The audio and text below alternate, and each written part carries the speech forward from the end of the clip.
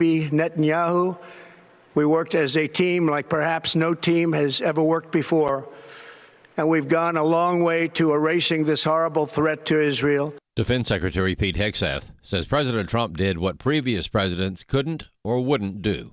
The order we received from our commander-in-chief was focused, it was powerful, and it was clear. We devastated the Iranian nuclear program. But it's worth noting the operation did not target Iranian troops or the Iranian people. Thanks to President Trump's bold and visionary leadership and his commitment to peace through strength, Iran's nuclear ambitions have been obliterated. Many presidents have dreamed of delivering the final blow to Iran's nuclear program, and none could until President Trump. The operation President Trump planned was bold and it was brilliant, showing the world that American deterrence is back. Democrats in Washington are again talking impeachment. Politicians and pundits are expressing outrage over President Trump's attacking Iraq without a prior authorization of Congress. But attorney Alex Sawyer, who writes for the Washington Times, says Democrats are dead wrong again. They do not have a leg to stand on. First, Article 2 of the Constitution gives the president broad powers as commander-in-chief of the military.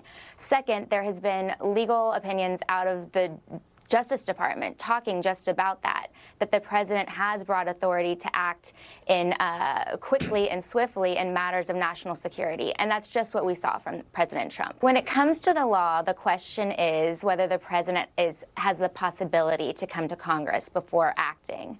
Well, here I would argue that in this strike, it was top secret. The president was working with Israel, and going to Congress could have risked the success of the mission and also put military lives at risk. Iran is said to be considering closing the critical Straits of Hormuz, through which 20% of the world oil passes. But Taylor Riggs of the Big Money Show on Fox says this wouldn't have much of an impact. Because A, we are much more independent from Iran and all of the global oil supply than we were, let's talk about back in the 1990s, which we could go into when Iraq invaded Kuwait, and then we had to get involved, and then that was a whole other issue with oil. So the good news is we've totally diversified since then. The other good news is Trump went to Saudi Arabia in the Middle East just last month, right?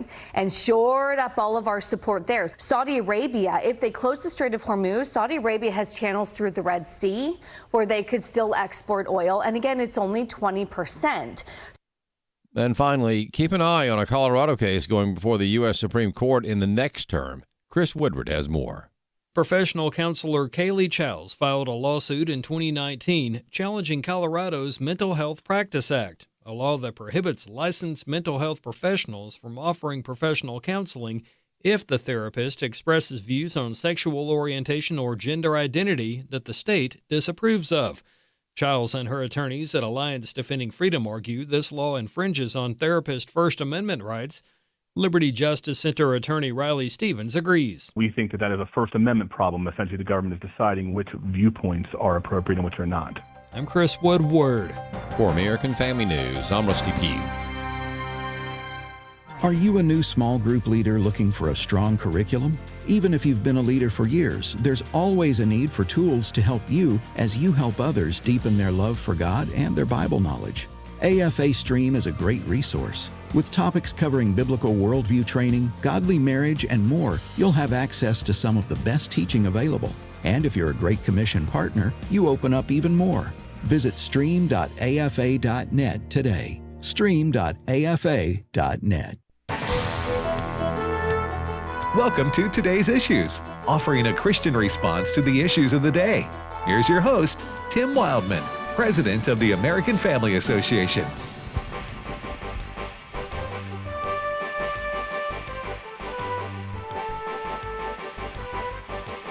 Hey, good morning, everybody, and welcome to Today's Issues on the American Family Radio Network. Thanks for listening to AFR on this Monday, June the 23rd, 2025. And I want to welcome Ed Vitagliano. Good morning, Ed. Good morning, Tim. I guess welcome me back, right? Yes, welcome back. And Chris Woodward. Good morning, Chris. Good morning. You were in the nation's capital last week. Yes, we, by we, I mean Allison and yours truly, and that's my wife, and then Stephen and Beth McDowell, the Providence Foundation, and we hosted some of our fine listeners and supporters. We went to Colonial Williamsburg, Jamestown, and Yorktown, and then we went to Washington, D.C. and Mount Vernon and saw the nation's capital. It was a great week, as we do this twice a year. We do it in June and September, and it was a wonderful time spent with some great folks who pray for us and believe in us and write us checks, and I thanked them, and we had a wonderful time. We absolutely did. Now, while we were there, of course, big news broke, right? Yeah, absolutely. The U.S. military, under orders from President Trump, bombed 3 different nuclear sites in Iran, and that's primarily, we will talk about a few other things, but that has been the big news all weekend long. The president, I will say this. I don't always agree with everything President Trump does. I don't even agree with everything my wife does. Okay. Right, but you don't say that out loud. That was a mistake. What you just did right there. But anyway, go ahead. Yes, that's right. Because I said it. I can't deny it now, can I? But I'm just going to tell you, President Trump continues to surprise, even shock me with his boldness, thinking outside the box. He basically told the world he's giving Iran 2 weeks to come to the negotiating table, and 2 or 3 days after he said that, lit the match. After that time was expired. No, yeah, but before the time was expired. Oh, yes. He said 2 weeks. They got to, and so just to make sure nobody was looking, he says 2 weeks we'll give it, and then 2 or 3 days later he gives the thumbs up, and the military performed just an amazing feat. By the way, we are going to have Frank Turek on in just a few minutes, who I think you said is a Navy aviator, to talk a little bit about the actual talk about the mission. But wow, a lot going on, a lot could still happen and probably will happen. But anyway, Chris. Well, just to clarify, what I meant by that was that President Trump and his team had been in negotiations with the Iranian regime for several weeks. That is also true, yes. Prior to the 2-week ultimatum. Yes. Yeah. Anyway, go ahead, Chris. Well, I mean, just to kind of take everybody back to Saturday night, when much of the United States of America found out after supper what had happened in Iran when we got news alerts or whatnot on our phone. And a lot of us were directed to a presidential address that was going to begin at 10 p.m. Eastern, 9 p.m. Central. And I have some of that audio here. Let's just begin with Trump at the beginning of the remarks, which also included behind President Trump at the podium was Vice President J.D. Vance, Secretary of State Marco Rubio, and Defense Secretary Pete Hegseth. But here is President Trump at the beginning of Saturday night's remarks, clip 1. A short time ago, the U.S. military carried out massive precision strikes on the 3 key nuclear facilities in the Iranian regime: Fordow, Natanz, and Esfahan.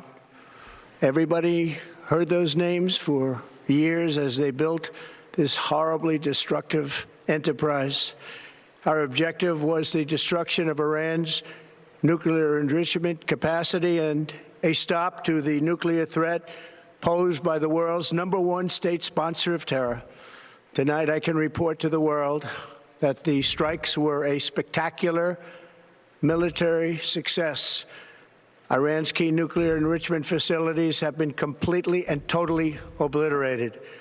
Iran, the bully of the Middle East, must now make peace. If they do not, future attacks will be far greater and a lot easier. Now, since that speech, there have been news reports and even social media posts from Iranian officials saying, they're not going to back down. I saw a story here as the show began this morning. President Trump is meeting with his national security team again today to talk about and perhaps prepare for any sort of response from Iran. Fox, meanwhile, had a story yesterday saying that Iranian officials were going to be talking with their Russian counterparts. And then there was a story from former Russian President Dmitry Medvedev. Medvedev. Thank you. Who? What now? The former president of Russia said there are countries lining up to give Iran nuclear weapons again. So What's this his is name? not over. Medvedev. How you spell that? Medvedev, I think. Medvedev. There you go. Medvedev. I just wanted to see y'all struggle with that. I can do it when no, I'm that was looking just at a it. game for me. I'm sorry. I shouldn't have done that on a serious. That was just a game. Yeah. So this fella who we've seen in the news for many years, is he Vladimir Putin's number 2 guy? He was the president for a period of time when Putin stepped away. When and he then, pretended to step away, and then Putin he returns for his big return. So he's like I know who his advisors now. Yeah, we've all seen him and heard him over the years, but for him to say that countries are lining up to give Iran a nuclear warhead, what is he talking about? I don't think that's true. Does anybody even believe that? I think he's just ticked at America. Well, I will say this: when Medvedev said that over the weekend, that was the scariest thing I heard all weekend, because Iran's making threats, and we're going to be talking about this. I mean, closing the Straits of Hormuz, and there's talk about perhaps sleeper cells in the United States, all those kind of things. There's a lot of dangerous things that could happen. But when Medvedev said that there were nations lining up to give nuclear warheads to Iran, that was very concerning to me. I did some reading on that afterwards. An article in Business Insider said that analysts were claiming that this is garbage, what Medvedev said, because Russian disinformation. It was, yes, that it was not really credible. And one of these individuals, Pavel Podvig, I can't spell that because I'm looking at it. He's a senior researcher in the United Nations Institute for Disarmament. Researches weapons of mass destruction. He said it's impossible in practice because nuclear weapons are not like a bomb or just something you can carry in a suitcase. He says nuclear warheads come as an entire system with people who need to be trained to keep and service them safely, as well as maintenance facilities and equipment. He also said even tactical nukes, which are more portable and produce a smaller blast, need high-level storage. He said unless you create a nuclear program or almost a nuclear program in the country, there's no way to just give your nuclear weapons to them. So that helped me a little bit, because I was very worried that someone like North Korea or even China or Russia might hand off nuclear warheads to Iran that could be used in a variety of ways against Israel or against us. But at least from what some of these people are saying, there were others quoted in But it sounded like almost a flippant remark from this guy who's the number 2 guy in Russia, that, he was like he was gleeful or something, like, oh, well, never mind. Don't worry. Yeah, don't worry. We'll give them. We'll make sure they we'll get give Iran a nuclear warhead so they can bomb America. It would. As I thought about this over the weekend, I thought, like you said, how dangerous for the country who gives them the weapons. If they were to do that. If they were to do that, I don't put anything past Mossad, the intelligence branch for Israel. If that were done, to find out exactly who did it. Sure they would. And who had handed these over. And then if Iran uses those weapons, and the people running the country, the mullahs, they're insane. They are eaten up with this apocalyptic religious belief.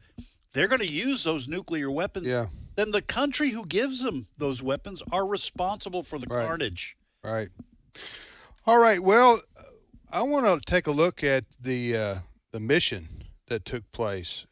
I've been reading a lot on this. It's fascinating, the mission that our military undertook to take out the nuclear facilities, nuclear weapon facilities there in Iran.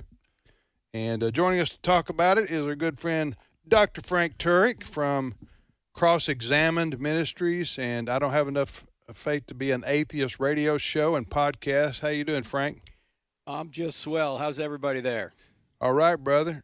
Hey, I wanted to ask you, you've mentioned it before. What is your military experience? Well, I was in naval aviation, but my middle son was in Air Force aviation. In fact, he was a refueler. He used to fly KC-10s. Now, they've retired the KC-10s. Now they got the KC-135, and they're trying to bring the 46 on to refuel. I don't know which refuelers were involved bringing the B-2s across, but what we used to say about my son Spencer is that every day he would fly up to 30,000 feet, he would sit around and pass gas. Oh, man. Wow. That's something guys yeah. say. Hey, if I got paid to pass gas, I'd be a multimillionaire already. Somebody just turned on their radio. They just turned on the radio. I don't have and that enough was the faith to first thing continue they this heard, and there was no context at all. Frank, what can you tell us about the mission that was undertaken here? I mean, give us your thoughts on that. Well, I think this has been planned not just during the Trump administration, but this mother of all weapons, this bunker buster bomb, we've had since Afghanistan. It was or right after Afghanistan. I think we got that weapon. We didn't use it in any military way. We used it just in training. This is the first time it's ever been used in a military strike. But they've been training for this even prior to Trump. And I think that the Pentagon has known that at some point this might have needed to have happened. And so this has been going on for quite a while. Now, refueling is nothing new. In fact, if you've got to take any of these planes across the pond, as we say it, especially the fighters, they need to be refueled along the way quite a bit. This 37-hour round trip for the B-2, they say they were refueled like 3 times each way. So, but they left out of we had decoys here, and they left out of Missouri, right? They did. They went Missouri, and they had 2 go west, and the rest 7 go east. And typically, when you fly, you squawk codes, so air traffic controllers and such can see you and other planes and that kind of thing. They weren't squawking anything. They were totally, almost radio silent the whole way. How high up were they? Do you know? I don't know how high the B-2s go. Our reconnaissance planes, like a U-2, can go up to 60,000, maybe even above that. But I don't know how high the U-2 or the B-2s. The reason I ask is, as I understand it, they were undetectable by radar. Well, that's why. Yeah, that Batwing plane has about the radar, the radar profile of a ketchup bottle. You're not going to see it. And those next generation fighters, the F-35s, they have very low radar profile too. So they're designed so the enemy can't see you. Also, what has been done, and I don't know if it was done on this flight, I haven't read anything about it, but in the Navy we had planes that would jam enemy radar. It would create problems for enemy radar. I don't know if they did much of that on this. It didn't seem like they had any capacity after the Israelis went in there to even put up anti-aircraft fire. But of course, if you don't see anybody coming, there's no reason to put up anti-aircraft fire. So the Israelis paved the way. The United States just went in there and with precision and stealth just did the job and then got out. The B-2, I just looked it up, has a reported maximum altitude of 50,000 feet. Yeah, I don't know if they could do that with an additional 60,000 pounds. Well, that may be true. By the way, when I quoted this article from Business Insider talking about about whether or not you could just hand nuclear warheads off to Iran, Brent Creeley, our producer, has posted that article on our Facebook page. So you can check that out. There may be some difficulties with the paywall, but I think Brent's got that sorted out. So anyway, that's just a bit of additional information. You know, I think since you mentioned this, Ed, and I did see that former Soviet president or Russian president, say, "Oh yeah, we're going to give them nuclear weapons." Don't you think that's just kind of bluster and a bargaining chip? Yeah, I think I got to say, I think Russia may have been a little bit embarrassed by what happened because they are allies with Iran. I know that Putin, this might have been with I don't know if it was a U.S. reporter that asked why they didn't help Iran with some of this with Israel, and Putin said something about, well, there's a lot of Russian speakers now in Israel, so we were staying out of it. I don't know if they were just a little embarrassed since they were allies with Iran and they didn't seem to be able to do anything to stop us. Not that they would want to engage U.S. forces directly, but I think you're right. I think it is a little bit of bluster to try to take. They're just jealous. They're just jealous of the American military, and so he just wanted. This is my opinion. He just wanted to get a dig in. Yeah. And the dig is countries are lining up in the queue. He said to give Iran nuclear weapons, which that is not true. Right. But he just wanted to say he wanted to do something to scare Americans, Yeah.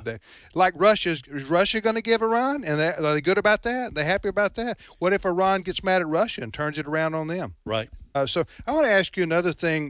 By the way, Chris, welcome to the show. No, yeah. Chris Woodward. I'm in the queue waiting on a question. You're waiting on. Hey, that's good. Thank you. Chris Woodward, Ed Vitagliano, Tim Wildman, and joining us from the great state of North Carolina is our good friend Frank Turek.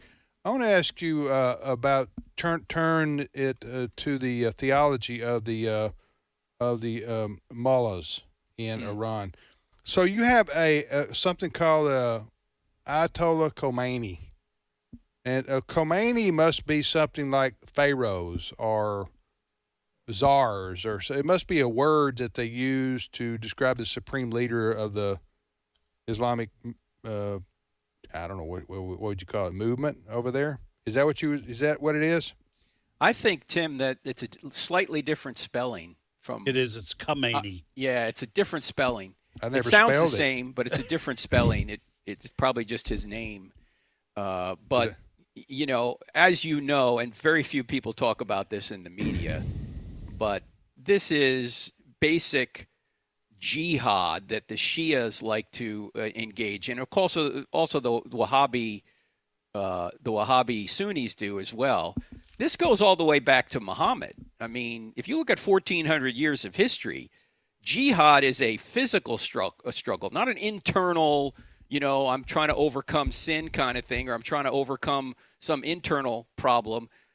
Violence has been part of global Islam for 1,400 years. And this is not to say, obviously, that every Muslim agrees with this. Thankfully, only a minority agree with it, but that's a very vocal and violent minority.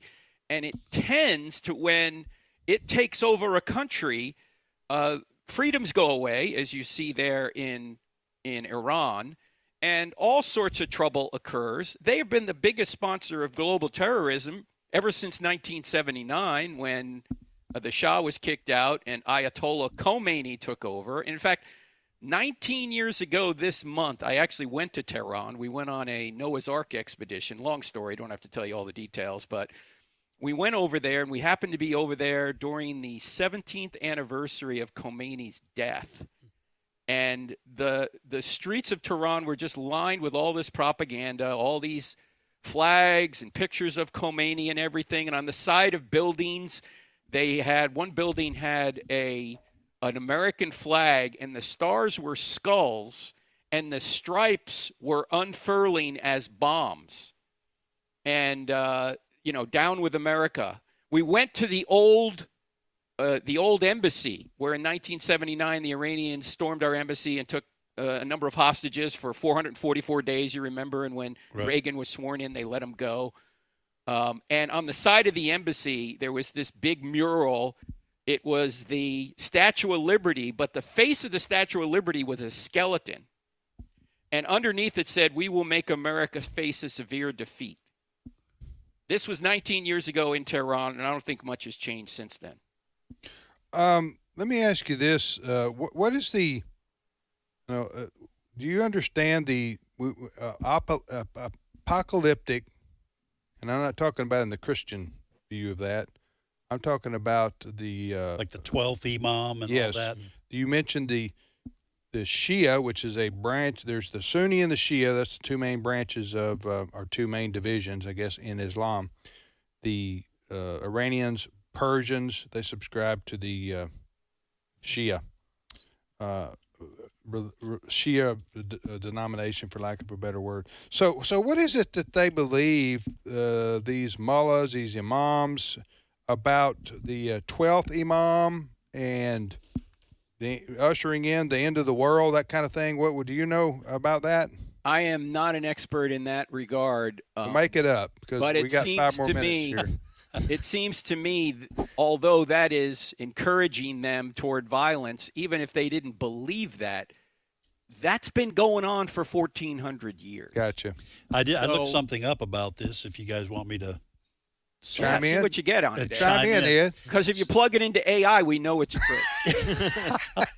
So Muhammad al-Mahdi, he was called the Mahdi, is considered the 12th and last Imam in 12er Shia Islam. He was born in 868 A.D. And he says to have been taken into a place of like spiritual hiddenness. And according to Shia tradition, the Mahdi will reappear at the end of time to establish peace and justice and the victory of Islam over all her enemies. And so my understanding is that the mullahs who run Iran believe that if they can trigger a worldwide war, but especially a war against Israel, that will bring the Mahdi out of hiding to give victory to Islam. But isn't it interesting, Ed, that when you read the Quran, you know who's going to be the ultimate judge, according to them? Jesus. Really? Oh, yeah.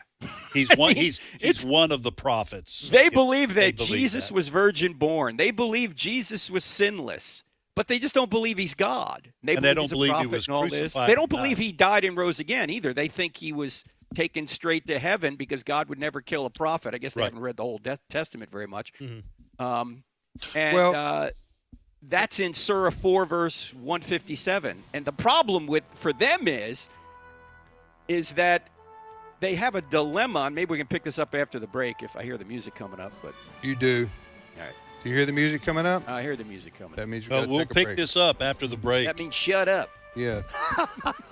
That's our shut up music. That's right. That is playing. All right. We'll be back, Chris, Ed, and yours truly, Tim, and Dr. Frank. We'll let Chris talk. Yes, absolutely. I'm in the queue. Frank Turek with us. We're talking about several things here.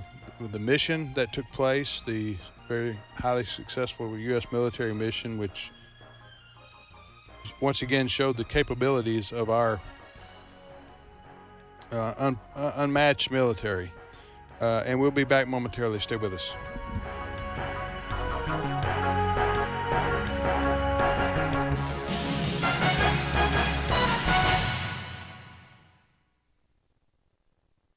It's my turn. Here is your host for My Turn, Don Wildman.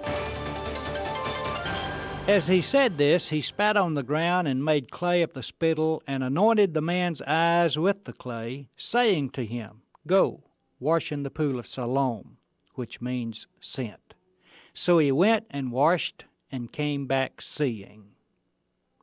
The pool of Siloam is to be found in the southeastern section of Jerusalem. Today it is outside the walls around the old city. In the time of Christ it was inside the city walls. In fact, it was the water source for the city in time of attack. King Hezekiah, seeking a water source for use by the city under attack, cut a tunnel some 1,750 feet from the spring of Gihon to the pool. The tunnel was cut through solid rock in order to bring water inside the city walls. The tunnel was one of the most amazing engineering feats for water supply in the biblical period. Two groups of workmen began at opposite ends and worked toward the center. Using hand picks, the two groups dug in a zigzag pattern. The pattern resulted in a tunnel 1,750 feet in length to cover a distance of only 1,100 feet. In 1880, two boys were waiting in the tunnel when one accidentally discovered an inscription carved in the rock. The inscription was located about 19 feet from the Pool of Siloam. The inscription, one of the oldest Hebrew inscriptions known, contained only 6 lines. They were beautifully cut in classical Hebrew. The inscription told how the two groups managed to meet in the middle. The slab containing the inscription is today preserved in the Turkish Archaeological Museum at Istanbul. The pool's name, Siloam, meant sent. The name is symbolic of the water being sent through the tunnel into the city. The pool is an open-air basin and measures only about 20 by 30 feet today. It was to this Pool of Siloam that Jesus sent the man who had been blind since birth. You will recall that John makes no mention of the man requesting his sight, but after Jesus spat on the ground and made mud, which he applied to the man's eyes, Jesus told him to go wash in the pool. The man did as he was told. It was here in the clear, clean water that the man born blind first saw what he looked like. The religious authorities called the man in to question him about the event. After much questioning and debate, the authorities attempted to pin the label of sinner on Jesus. The healed man would not get involved in their theological arguments. He presented his case by speaking what he knew was fact. I do not know if he is a sinner or not. One thing I do know, I was blind, and now I see. You know, you can't argue with that. Just prior to the healing of the man, Jesus had said to him, I am the light of the world. After he could see physically, the man again came into contact with Jesus, and so for the second time Jesus healed him of his blindness. For on the second meeting, Jesus healed him of spiritual blindness. Many who visit the Pool of Siloam today recall that event recorded by John in his Gospel, and they also are able to say, once I was blind, but now I see. This has been My Turn with Don Wildman, a production of the American Family Association. Jesus said, "Let the little children come to me, and do not hinder them, for the kingdom of heaven belongs to such as these." Matthew 19:14. American Family Radio. This is Today's Issues. Email your comments to comments@afr.net. Past broadcasts of Today's Issues are available for listening and viewing in the archive at afr.net. Now, back to more of Today's Issues. Hey, welcome back, everybody, to Today's Issues on the American Family Radio Network. Thanks for listening to AFR. I'm Tim with Ed and Chris and Frank. Turek is joining us from North Carolina. We've been talking about, the big story for the last few days, and that is the United States bombing with the bunker busters, the nuclear facilities there in Iran, meant to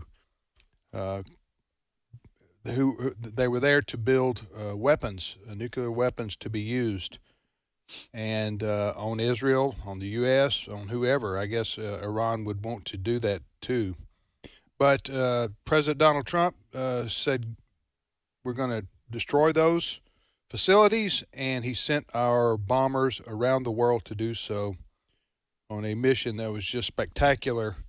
The more I read about it, and it's just, I don't think any other military in the world would be capable. They don't have the weapons, and wouldn't be capable of doing what our it was military just a reminder to me. Sometimes we forget how powerful the U.S. military is and how professional they are, and how it can reach around the world. It's extraordinary. I mean, we got Frank on here. I don't want to take time away from him. I wanted to ask you, Frank, to comment on this. A really volatile and scary part, and I do use that word I have faith in God. We all have faith in God here too. But it is, on a human level, it is scary what I'm about to mention. With most countries, most every country in the world, you can negotiate, you can deal with them, you can talk to them on a mutual understanding of reality, okay? That's the way I would put it. The Russians, the Chinese, whoever it may be.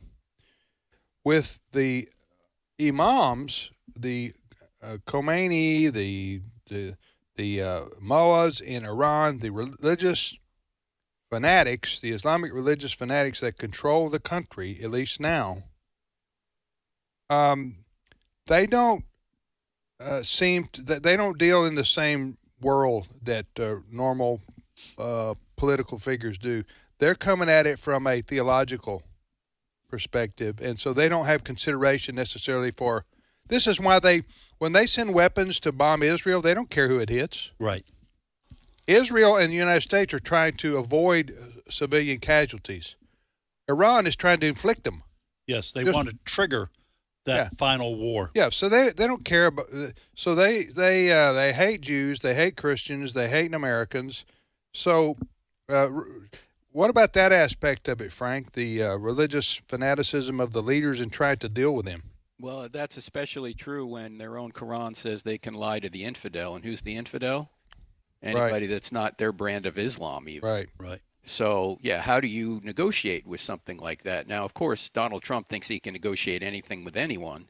And if it was possible to negotiate and hold them to it, okay, that would be better than, bombing them. But they didn't even want to come to the table. They wouldn't even talk directly. They were trying to go through intermediaries. Mm-hmm. So he had really no choice at this point. This was the least worst choice. Let's just put it that way. You mean for Trump? Yeah. Okay. Yeah. What else is he going to do? He's not going to allow them to get a nuclear weapon. That's off the table.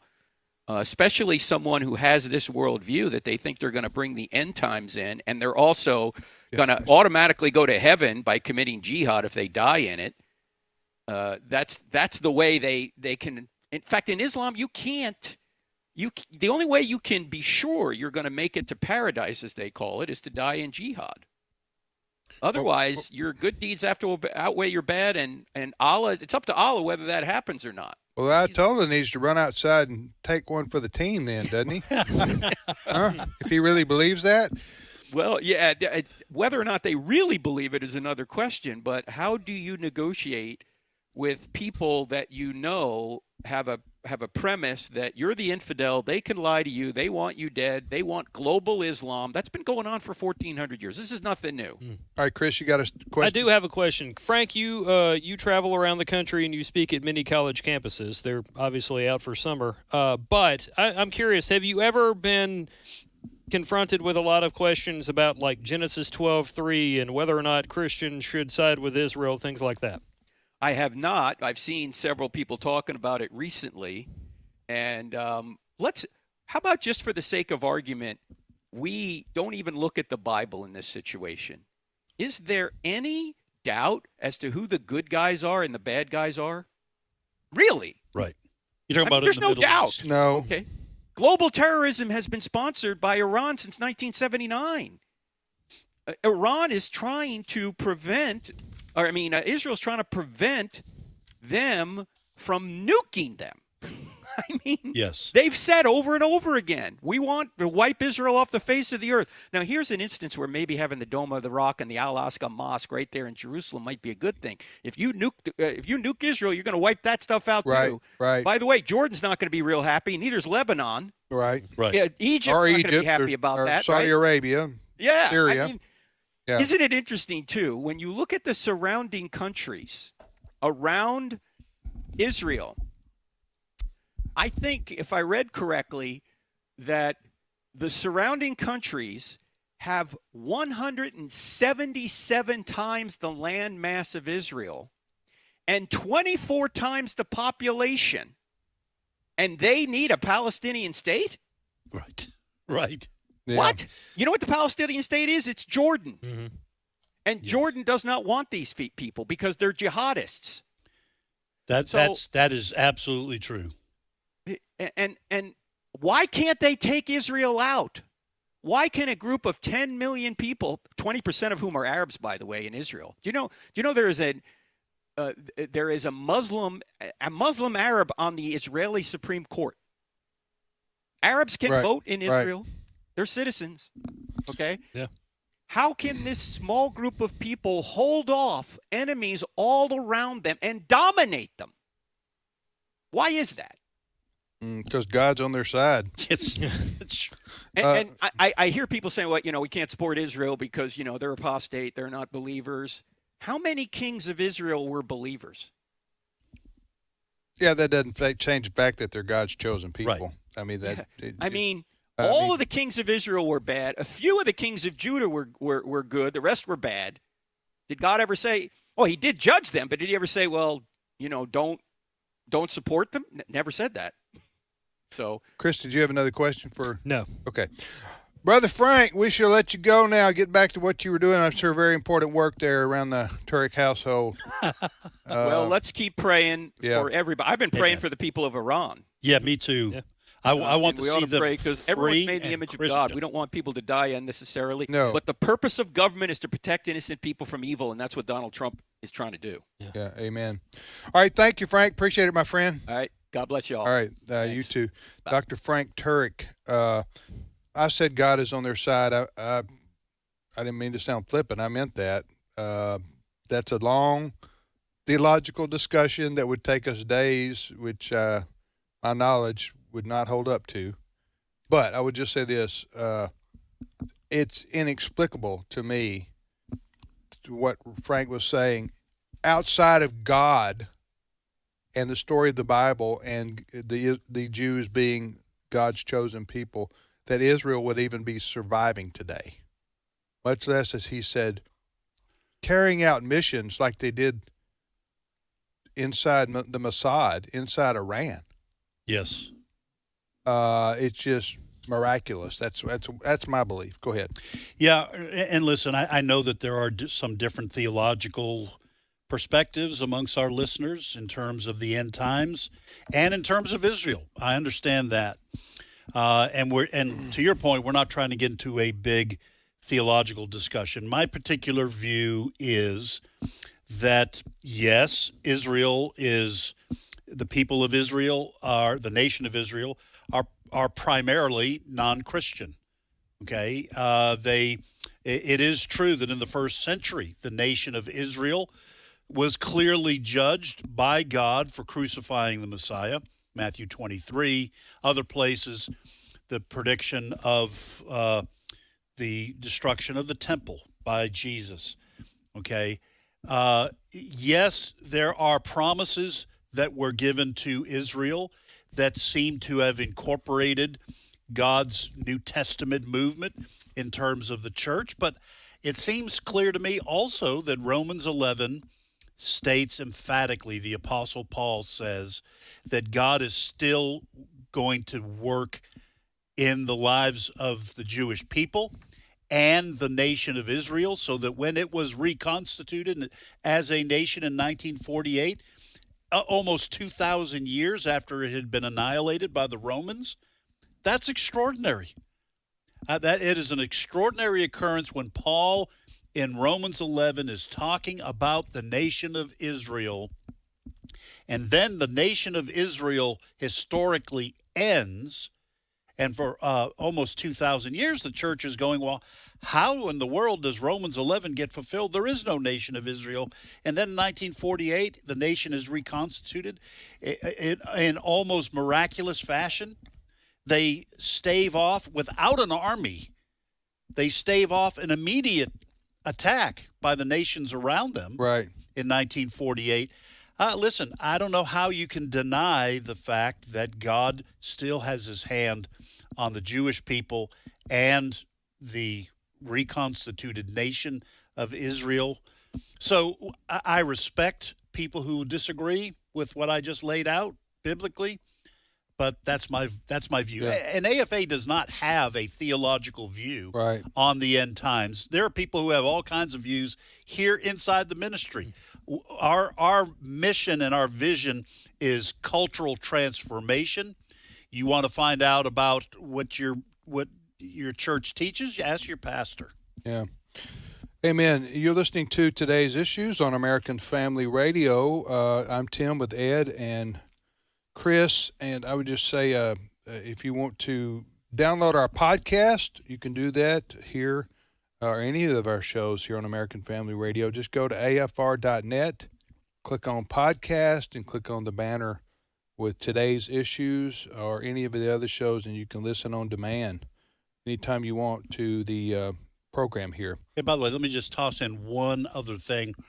Folks, remember that there are a lot of Christians in the Middle East and in Iran. Mm-hmm. Yeah. And they sometimes suffer under persecution, but these are people who love Jesus just as much as people in America do.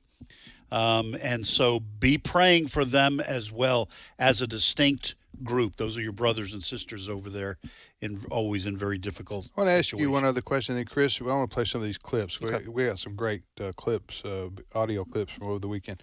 And there may not be, we've talked about this issue before, but it relates to the spiritual nature of this particular conflict between Iran and Israel, okay?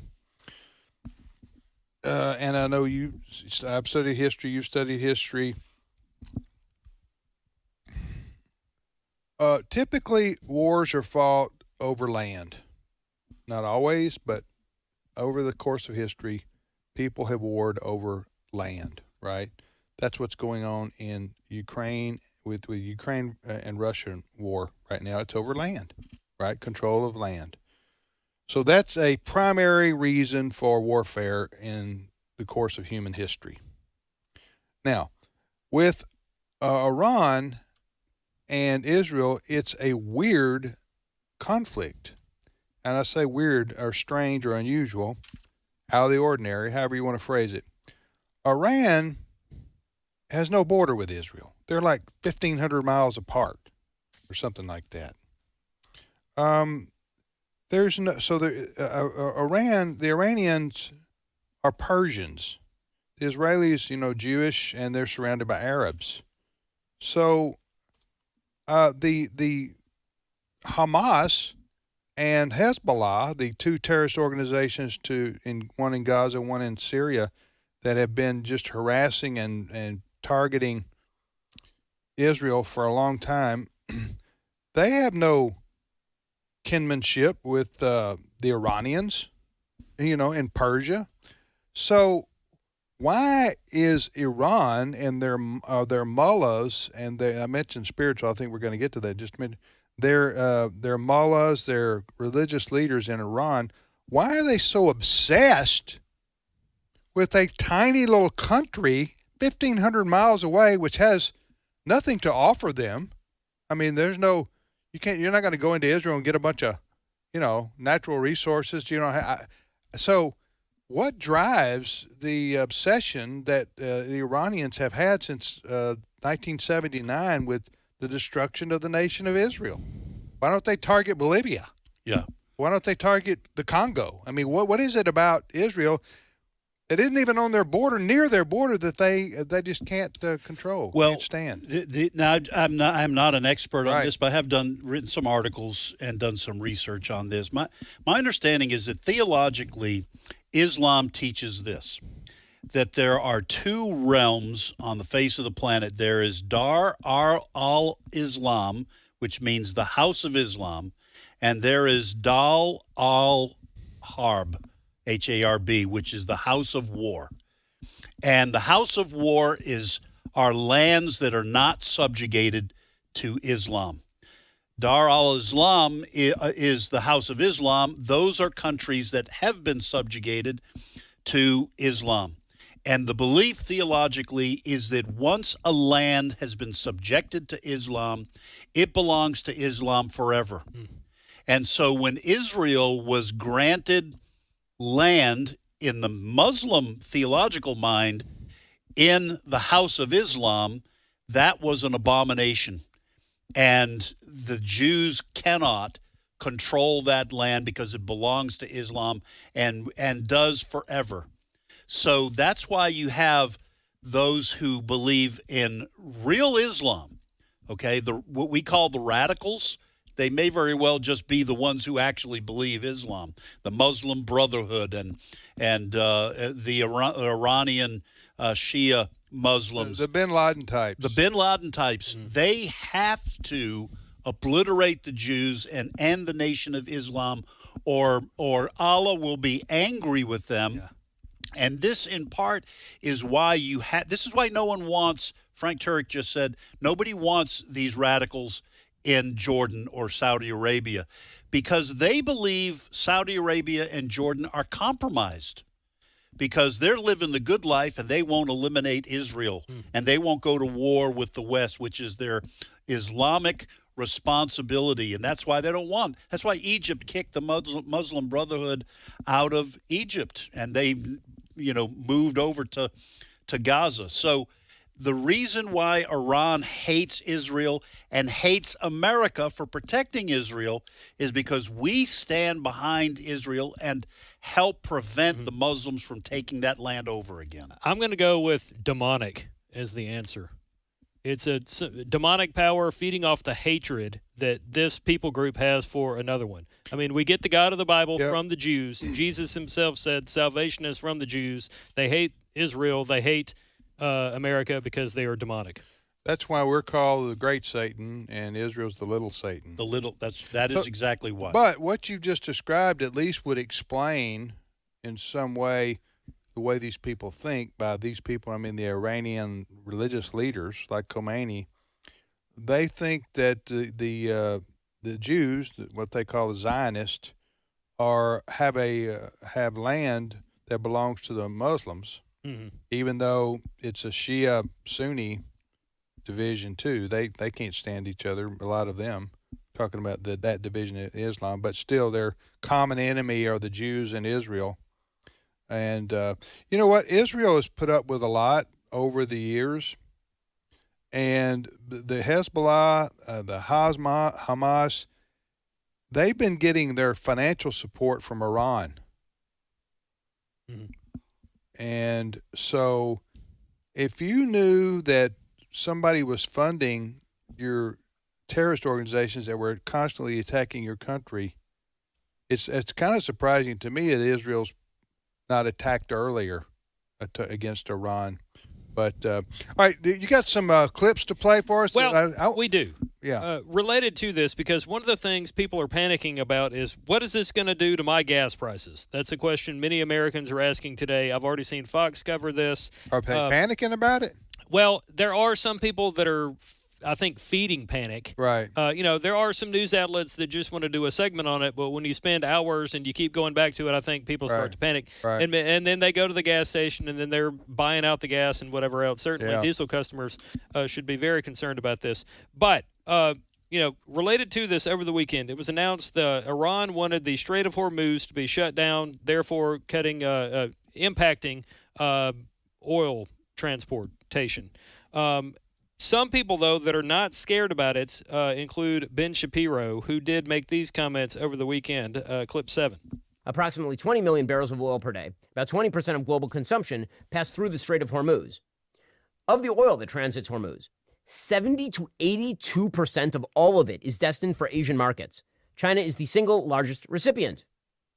China, along with India, Japan, and South Korea, accounted for 67% of all crude oil and condensate flows through the strait in 2022 and the first half of 2023. So China bleeds first.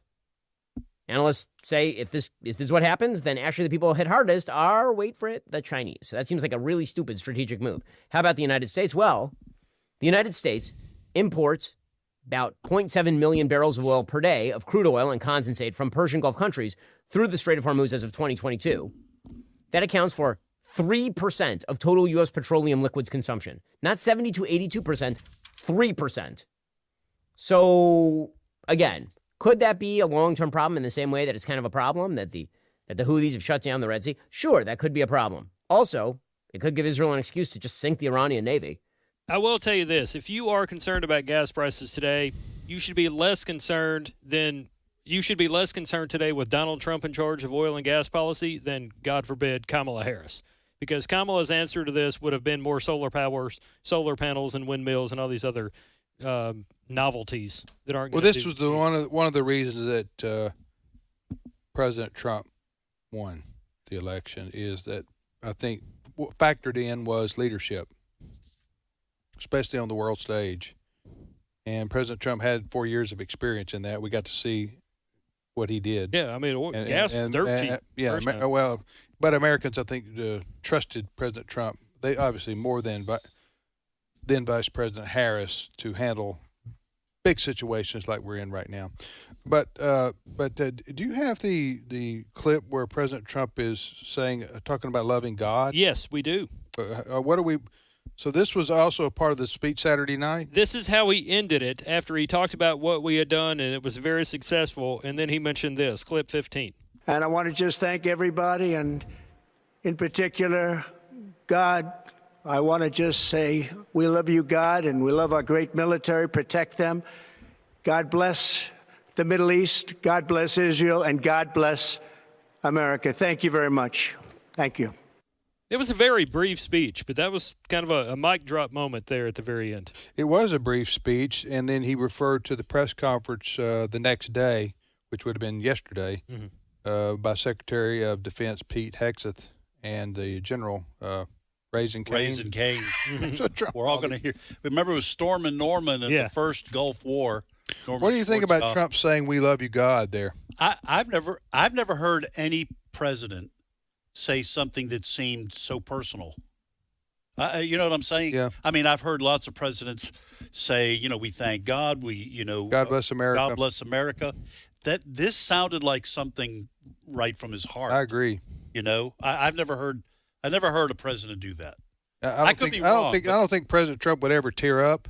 Right. Okay, but because he's too much of an alpha male. Yes. Right. Well, I don't know if he's too much of an alpha male. That's not for me to judge, I guess. He's an alpha male. Yeah. Okay. But I mean, he sounded like he was about to tear up right there almost. Yeah.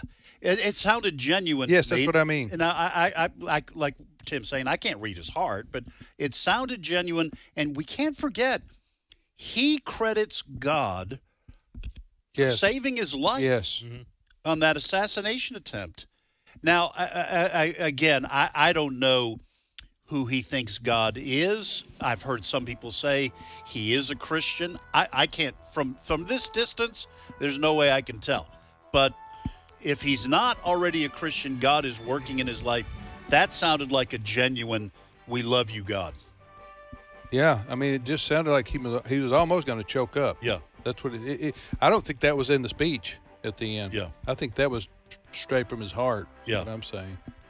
I don't know that. I'm just guessing by the way he delivered it, because he had already kind of finished his official remarks. Yeah. And as President Trump is prone to do, he's going to inject his own. Yes, right. His own. He got speechwriters, and then he's got his own commentary. Yes. All right, and they're often mingled. All right, we're going to take a short time out right here. Thank you, Chris. Thank you.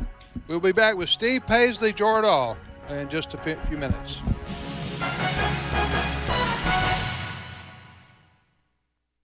The views and opinions expressed in this broadcast may not necessarily reflect those of the American Family Association or American Family Radio. Faith, family, freedom. American Family Radio. Sometimes being an insider means you understand the joke that only certain ones really know. Other times, it gets you into exclusive places. As an AFA insider, you'll get information about issues and policies that can dramatically impact our families and our Christian rights. And you won't have to travel to D.C. or even dress up to get it. Find out more and sign up at afa.net/activism. This is American Family Radio, a listener-supported ministry of the American Family Association.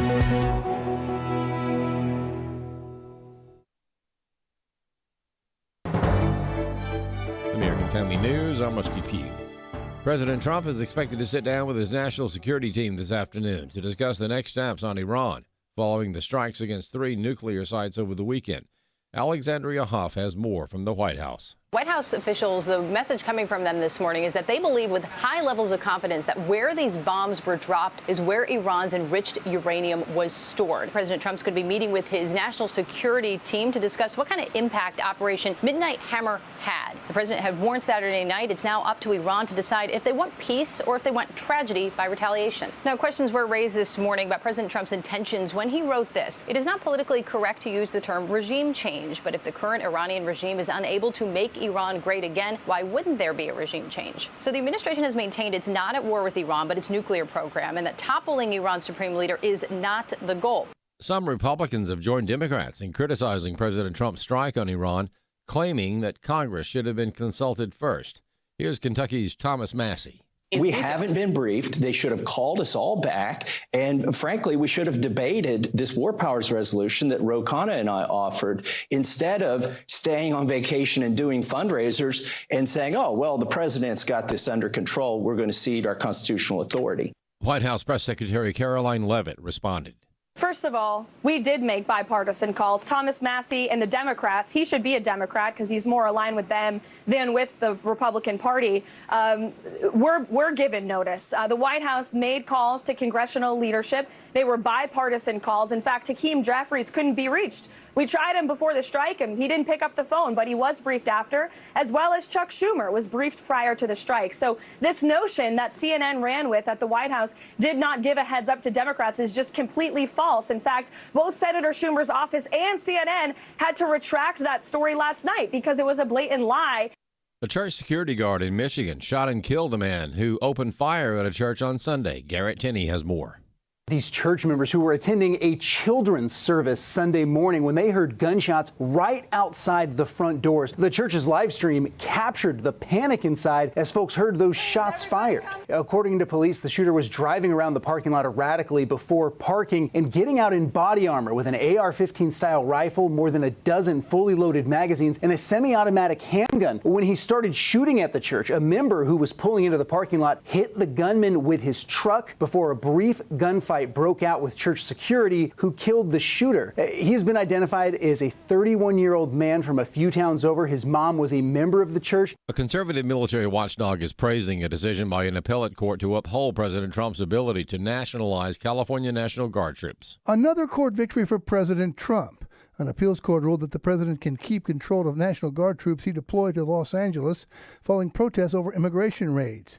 The decision halts a ruling from a lower court judge who claimed Trump acted illegally when he activated the soldiers over opposition from California Governor Gavin Newsom. In its decision, a three-judge panel on the 9th U.S. Circuit Court of Appeals unanimously concluded it was likely Trump lawfully exercised his authority in federalizing control of the Guard. Elaine Donnelly is president of the Center for Military Readiness. That was a very logical decision. You talk about dictators and tin pot dictators. Look at Gavin Newsom and look at his whole political party imposing agendas on Americans that Americans never supported, never voted for through Congress. Things like boys and women's locker rooms and things like that, Department of Education. That's dictatorship. And Donnelly says Democrats are once again projecting. Typical Democrat Party way, they always accuse Republicans of what they themselves are doing. But we cannot have 50 governors deciding whether or not the National Guard should be used to protect the federal employees and buildings that belong to the United States of America. We can't have that. And the court ruled in the right way. Gavin Newsom is the one who's overstepping his authority here. I'm Chad Groening. More news online at afn.net and on the AFN mobile app. I'm Rusty P. AFA Action takes attacks on the family seriously. The enemies of the family constantly employ new tactics to try to sneak past our radar. They know if we stand together, their evil plans will fail. Your gift to AFA Action allows us to stay vigilant against their onslaught. And if you give this month, you'll receive access to the Cultural Institute video When Your Faith is Illegal by Frank Harbor on AFA Stream as our thanks. You can make your gift today at afaaction.net. Today's Issues continues on AFR with your host, Tim Wildman, president of the American Family Association.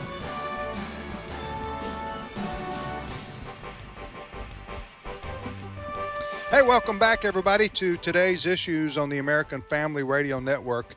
Tim Wildman here with Ed Battagliano and Steve Paisley. Jordahl will be with us. Steve's not in the studio at this moment, but any second or minute he will be in with us. He went to get a audio clip that we need to play during this half hour. Hey, you know these bombs that we dropped on Iran? Yeah. From these B-52s? B-2s, the B-2. Excuse me. Yeah. B-52s. They were. We still have. I think we may still have banned. B-52s, but they were. I think they separated drugs and alcohol and the B-52. Typical, It'll do it every typical time. rock band stuff. Anyway, no, the B-2s, I should say. They went over from Missouri to Iran and dropped these bunker busting. Do you call them missiles? What do you call them? No, they're bombs. Okay, bombs. Down the air vent shaft over there. I'm saying this is how precise they are. I think these smart weapons can hit a target the size. I think Vice President Vance said something about the size of a cell phone or something. I don't know.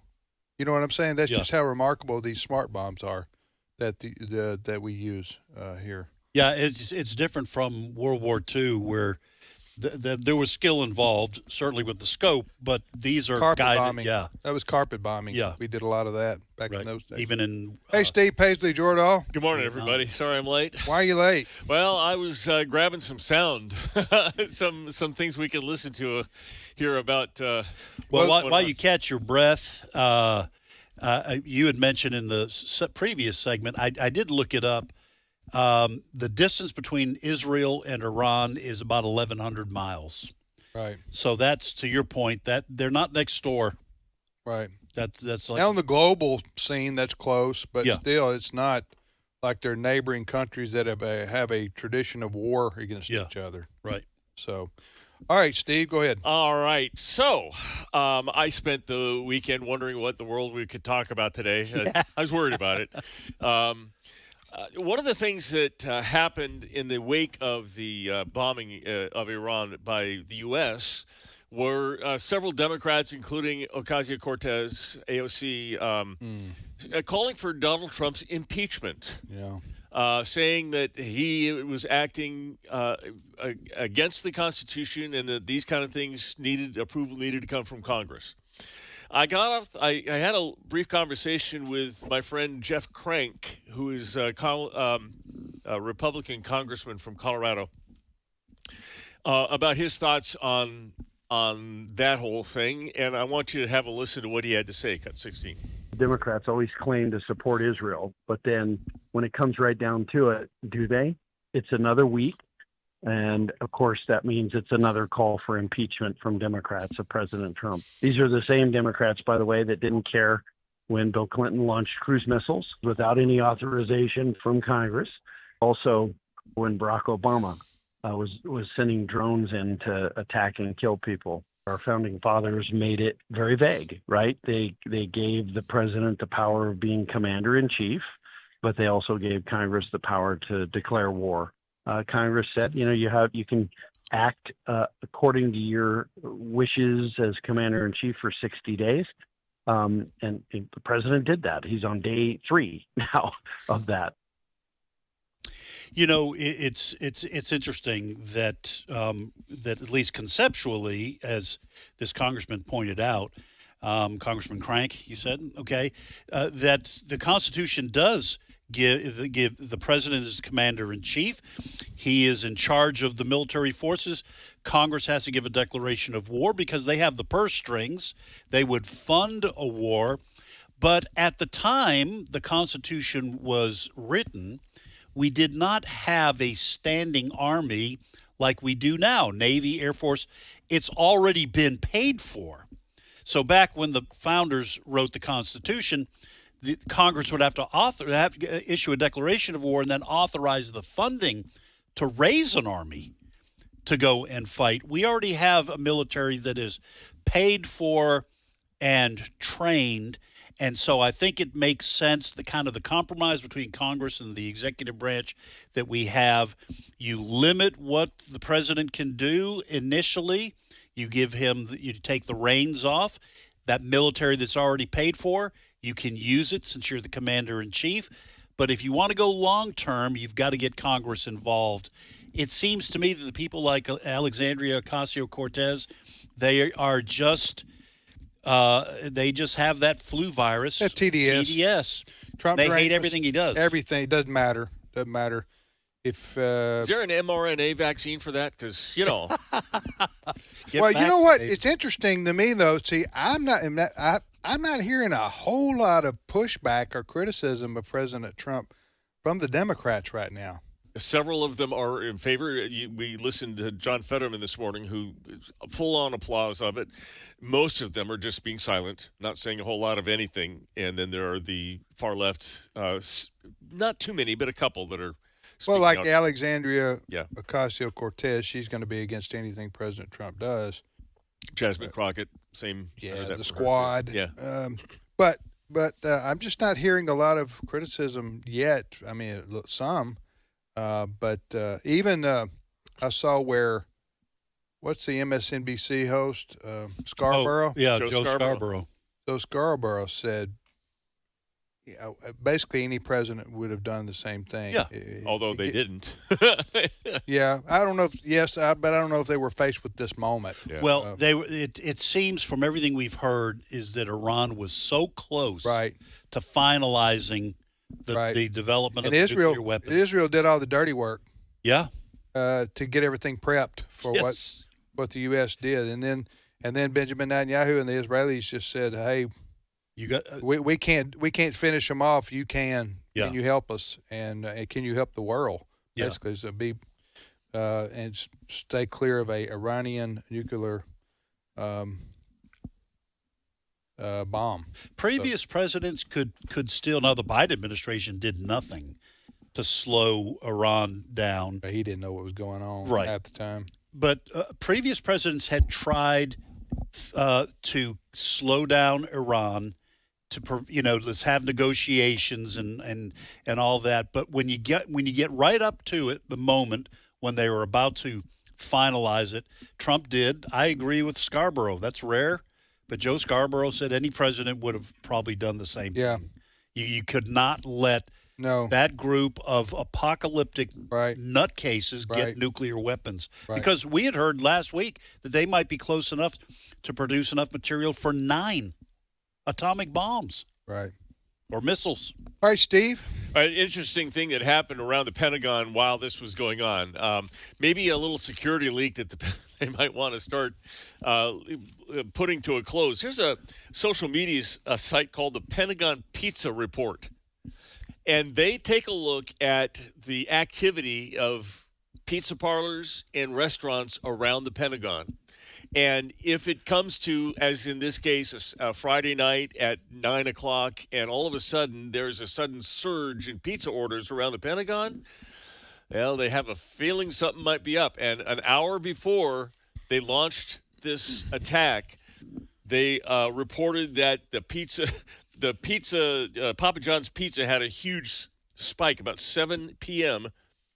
on Friday, had a huge spike in orders. And they also noted that there's a Freddy's Beach Bar restaurant and bar near the Pentagon was running abnormally low activities. So nobody was going out, everybody was ordering in. And they say that that's a tip-off. That might be a tip-off. I thought that was kind of fascinating that there are people who watch this kind of thing, and that this is a real thing. People are paying attention.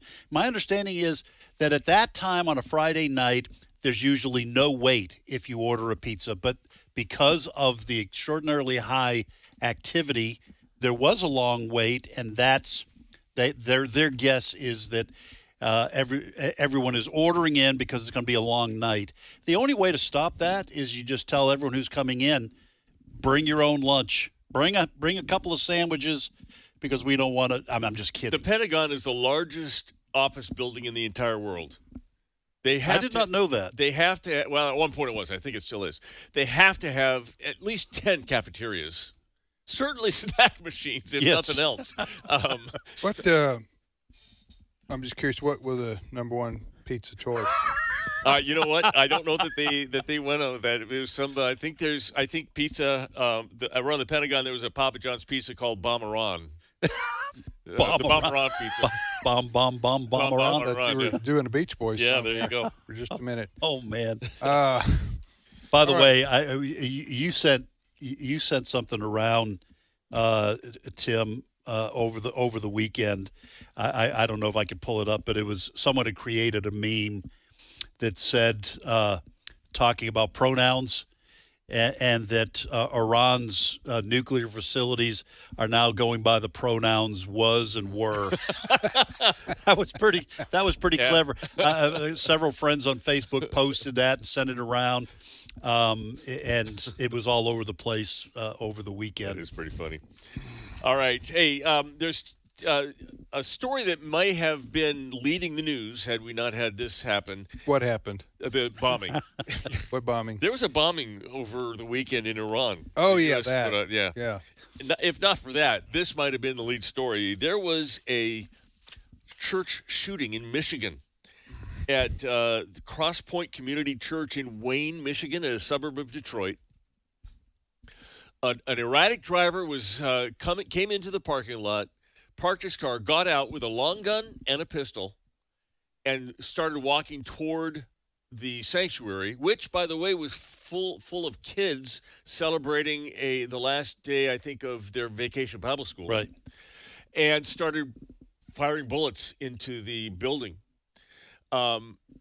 Remarkably, a guy that was coming into church that night, he was driving his pickup truck, saw this, lightning speed thinking. I just got off the phone with Ryan Dobson, Dr. Dobson's son, but who is a church security expert in his spare time.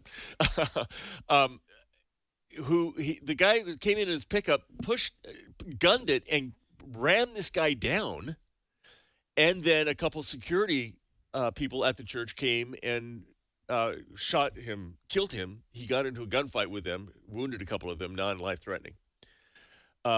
Quick thinking, both outside the venue and inside. There was a woman on the stage who calmly told all the kids to get up and exit to the left, which was away from the danger. Ryan said if that had gone differently and he had gotten into the building, she would have been credited with saving untold amounts of lives. Yeah. Good, quick thinking. Ryan's advice to everybody is whenever you go into not only a church, but any public space, just take an inventory where the exits are. Yeah. What was the motivation for the person who attacked them? They don't know, or they haven't released it if they do know. Well, I'm not trying to make everyone, nervous. And I have no idea what the motivation was in this case in Wayne, in the city of Wayne in Michigan. But there are concerns that in light of the attack over the weekend, the bombings in Iran, that there may be sleeper cells in this country that may be activated. I don't know. I don't know how many are here because of 4 years of President Biden. Probably nobody does. Or how successful they might be, or if anything would be. But that was the first thing I thought when I heard of this over the weekend. Is I thought, well, is this a lone wolf that is taking revenge? Maybe we'll find out. It is increasingly typical that in these kinds of cases, local law enforcement will sometimes not release manifestos or information. I don't know if they're trying to prevent repercussions. Do you believe group? You think that majority of churches now have security during the church hours, vacation Bible school, and that kind of thing? If you don't, I'm not sure how wise it is. Now, I mean, we have. I'm not going to mention the name of the church, but the church that you and I go to, they have full-on security teams. We do here at AFA. We do regular training, and we have all kinds of security measures. If you don't do that, I don't know. But who would ever think Vacation Bible School? I know. Who would ever think somebody would come in for Vacation Bible School and try to kill people? And kill children. Yeah. I don't even know if the person knew that VBS was going on, but good grief. There is whatever the percentage is of people in this country that have lost their minds, they're possessed by the devil, however you want to describe it. But you've got to take precautions if your state allows it. And if it doesn't, leave the state. Get out of those states. Yeah, Wayne Police Department, according to Fox News, the Wayne Police Department has named the now deceased shooter as Brian Anthony Browning, 31 years old, lived in Romulus, Michigan, a neighboring town. Police have not commented on a potential motive, but they said Browning's mother is a member at the church and that he had attended the church 2 or 3 times over the last year. You know, sometimes these things, there have been times when shootings have happened, and it's a personal vendetta. But now this guy opened up from outside the church, shooting blindly into the church. Right. So sometimes they'll show up at a service, and someone's doing something wrong with someone else's wife, and then that unfolds. There's all sorts of different scenarios. But if somebody had not been at the church with a gun to be this, he was there for security purposes, right? This person, or did he just happen to be there and he's carrying? No, the 2 people that engaged him were part of their security team. Okay, so they had a security team. Yeah. For the Vacation Bible School graduation or whatever it was. Yeah, not VBS. VBS. This all started. I should look up the date. In Colorado Springs, there's a church. They're a large church. That's the name has just escaped me, but it had this one of the first church shootings that I remember. I was working at Focus at the time, which is a block away from this church, and the guy came into the parking lot, started shooting. He unfortunately killed 2 sisters who were leaving church, getting into their car. An off-duty police officer at the church engaged the guy when he got in the building and killed him. But I remember that. The next day, the next Sunday, every church in Colorado Springs, and I think shortly thereafter, every church in the country had a plan, if not a security. We had armed police at our church, very visible the next Sunday and for the next month, and they still are. There's still an armed. My old church back in Colorado Springs, there's still an armed police officer in the lobby at all times, anytime the church is open. Well, listen, that was, remember, Focus on the Family? Yep. Yeah. That was an attempt of an individual to go and kill everyone there. Yeah, they had a security guard. He did get shot, I think, but he ended the threat. That was at Family Research Council. Family Research, yeah, FRC. FRC. There actually was a guy in Focus that came in and held the lobby hostage. Yeah, and held the lobby hostage. Well, the secretaries, the people who were the gate at the lobby, and of course, right off the lobby at Focus, there's like a bunch of departments that have offices there. But he came in, and this was years before I even got there. He got off one shot, and there's a bullet hole in the wall. They kept and a plaque under the bullet hole saying, "On this date, God saved us from this." So yeah, it does happen. Hey, I want to. There's other stuff, political stuff we can get to, but I really am anxious to talk about this. We are, according to Elon Musk, we are about a year away or less from curing blindness. Yes, you heard me right. Cut 14. In the next 6 to 12 months, we'll be doing our first implants for vision, where even if somebody's completely blind, we can write directly to the visual cortex, and we've had that working in monkeys.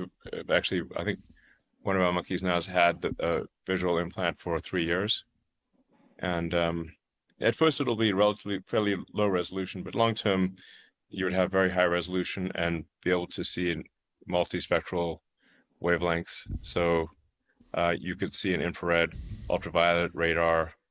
It's like a superpower situation. Isn't that something? I just know one thing. If you're in Elon Musk graduating class, you got no shot at valedictorian. No kidding. No shot at valedictorian. Yeah, no kidding. You're going to be number 2. I mean, this guy, I don't know what history's going to write about him, but he's like some kind of like a Edison or Einstein kind of person. because he excels in almost everything he does. You know, whether it's launching having children. Spacecraft. Oh, you had to go there.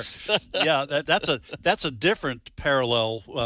We may have to parallel him with some well-known athletes. But I mean, just about everything. Tesla. I mean, he wants to put people on Mars. The Boring Company. The Boring Company, which is not lack of interest. It's tunnels that this guy drills under cities. Yes, and can do it far quicker and far cheaper than anybody else. But this here now, I do have some concerns with Elon Musk and some of his visions and goals. He doesn't appear to know God, or I don't even know what his beliefs are. But he's a big fan of what's called transhumanism. That's got nothing to do with transgender ideology. It has to do with the joining of human beings biologically with machinery or the Borg.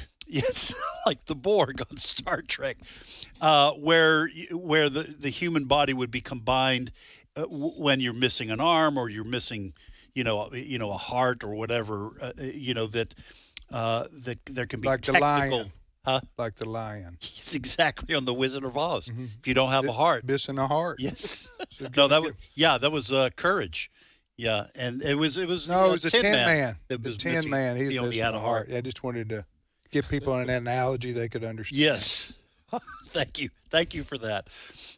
So I have a hard time understanding, the long-term ethical implications, but to try to give sight to the blind, it's extraordinary. I was going to say the ethical problems would be a lot less if you were blind. Yes, no, I'm talking about in terms of combining humans biologically with machines and computers and all that kind of stuff. Yeah, I'm sure I'm not saying it in the right scientific way, but that's extraordinary. I mean, 6 months to a year. Yeah, he said 6 months to a year. Hey, I got some breaking news. Break it. Yep. According to the Babylon Bee, President Obama is making a statement. He's distraught as Trump has bombed the cool nuke factory that he paid for. Babylon Bee. Well, listen, President Obama will live in infamy for a number of reasons, but sending pallets of unmarked bills in the nighttime on a plane, hoping to not be discovered, I guess. Yes. Just give cash. Yeah. What are you doing giving cash to Iran? Yeah. And he claimed like $1 billion. I don't know how much. It was like $2 or $3 billion, I think. Yeah, and it was which is more than twice what I have in the bank. I'm just saying. Yeah. More than twice. Yeah. Yeah. And of course, President Obama tried to defend what he did by saying, well, this was only money that belonged to Iran when their assets were frozen after the Iranian Revolution in 1979, which is complete bunk because there were outstanding demands that Iran pay money. It was it seemed completely unethical what President Obama did. Or complete bunker busters. Which one did you say? Complete bunk. Oh, bunk. But okay. it complete. Thank you, bunk Steve. My pleasure. Thank you, Ed. Yeah. Your contribution I was still to talking, this here show. I know you were, but we're about out of time. You hear the music? I do. Trying to help you. It was Frank Turek said it's shut up music. All right. Thank you for joining us, ladies and gentlemen. And on a serious note, please do pray for President Trump and his team today as they make critical decisions about the situation at hand that we've talked about for the last hour and a half. We'll see you tomorrow, everybody. Take care.